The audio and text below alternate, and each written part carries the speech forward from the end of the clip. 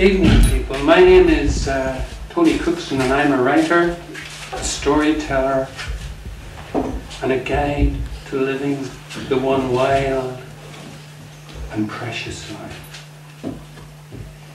And everyone I meet, I say to them, love me. But of course I don't say it out loud because somebody might call the cops. But think on this longing to connect.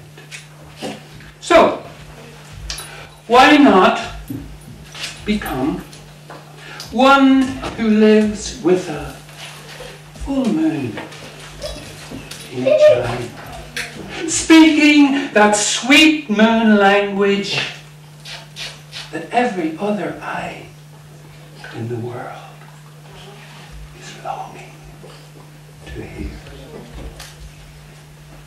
I want to give you a gift, a present. Actually, it's not one present, it's two presents. I give you emptiness. I give you plenitude. Open them carefully because they're both equally fragile. And I'll pretend not to hear the doubt in your voice when you say, you know, those are exactly what I wanted. Put them on your bedside table, and when you fall asleep, they will go through the door of sleep into your head. And when you wake up in the morning, they will be there. They always will be there. They will be with you in wonder. And when you awake, you will smile, and you will always remember the fullness that cannot be added to, and the emptiness that you can always fill. And those are two little stories that I love.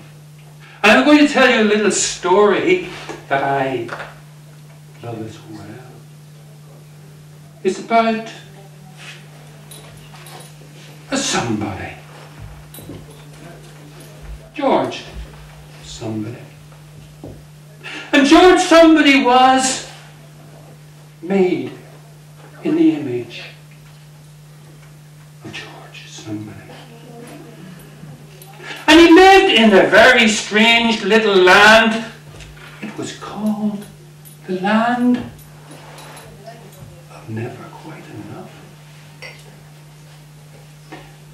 And it lived on a street. It was called the High Street, but it was not very high at all. It was more on a level. And at one end of this street there was a wall, and it was a very high wall, a very thick wall, a very deep wall, and a very tall wall. It was a white wall. No, it wasn't. It was a red wall. It was a red wall, and it had a sign on it. And the sign said, no way out. And at the end of the street, which was a one-way street, it was the street of time, where everybody thought that time only ever went one way. And at the end of this street there was a wall. Yes, you guessed it. It was a red wall. It was a tall wall, a wide wall, a deep wall, a thick wall, and it had a sign on it, and the sign said, no way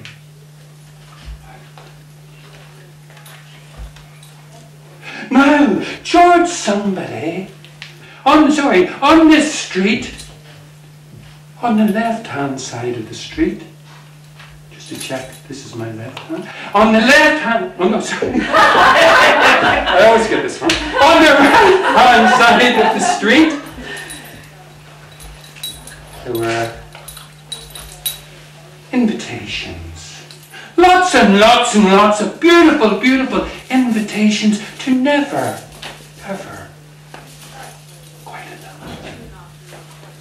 And on the other side of the street, there was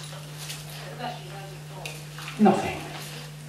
Well, I don't mean there was nothing. There was, there were signposts.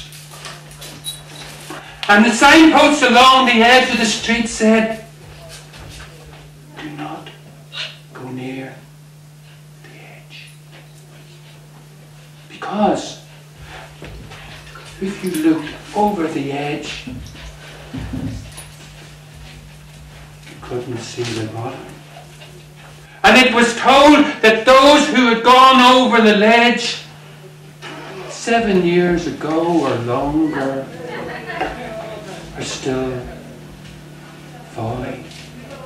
And it is told that they will fall forever. But everybody in the high street goes to the edge. For there is, they all hear that still small voice that calls, come to the edge, come to the edge. And George somebody, who was a real somebody, had not told anyone, even the closest to him, that he was hearing the voice, that he was asking questions he had never asked before. And once he started asking these questions, the voice said, George, come to the edge. There is a way out. And so George, one day, went to the edge, and he saw a small little man sitting in midair, fishing into nowhere. And the little man said, George, pay attention.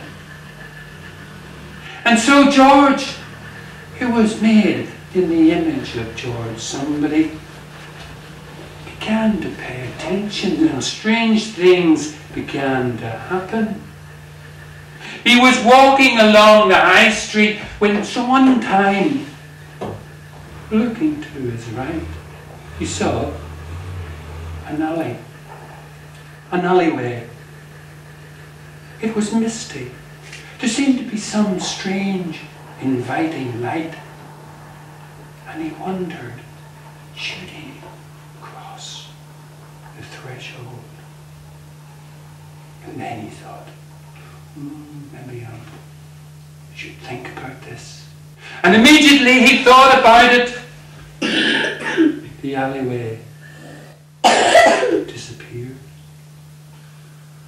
And sometime later he was walking down the same high street, going down toward the white wall, when again the alleyway was there. And it seemed clearer now. It wasn't so misty, and there was a sign blinking in the distance, but he couldn't quite make out what it was. And he thought, maybe this is the way out. Maybe this is the way out. And he thought, I'll have to think about this. And immediately he thought about it. The alleyway disappeared. Ah, thought George, I know the trick. If I think about it, it disappears. And so, next time, I won't think about it. And so, the next day, walking down the high street, the alley did appear, and George could see clearly the signpost blinking red, and it said, Way Out Consulting. And so, without a thought, he jumped across the threshold and he walked down the alleyway with its cobblestones and its mist. He came to a strange door with strange writing that he had not seen before. And the door opened as if to invite him in. And he walked into the room, and immediately the door disappeared. And all that was in the room was a cage. And George walked to the cage to find that it was an old kind of lift. And the door opened, and he walked into the lift, and there were rows and rows of buttons, and there was only one light on one button, and it was called the High Office. And so George pressed the High Office button, and the floor opened. And George fell and fell and fell and fell, and he was sure that this was the end. And he saw his life flash before him, and just before he hit the ground, he slowed and softly came to land in a corridor. And he could see down the corridor a room. He walked to this room. And there, in this room, there was a table and a light and a chair. And a man was sitting on this chair, and he said, Welcome, George, to Way Out Consulting. We have been waiting for you. We are here to offer you the way out. But you have to pay a price. And George said, Well, how much does it cost to find the way out? Well, George, the man said, do you have a bent penny? Now, George was a self-made man and didn't deal in coinage. No, I don't have a bent penny, he said. Well, George, what about a scuffed shoe? And being a rather dapper dresser, George would not allow his shoes to be scuffed. No, I don't have a scuffed shoe, said George. George, what about the body of a dead dog 9 days unburied? Do you have one of those? George was getting a bit fed up, and he said, do you know, I'm totally out of dead dog napped on 9 days unburied. Well, George, my final offer. Do you have a life that's lived without love? And George could only answer, yes. He had a life that was lived without love.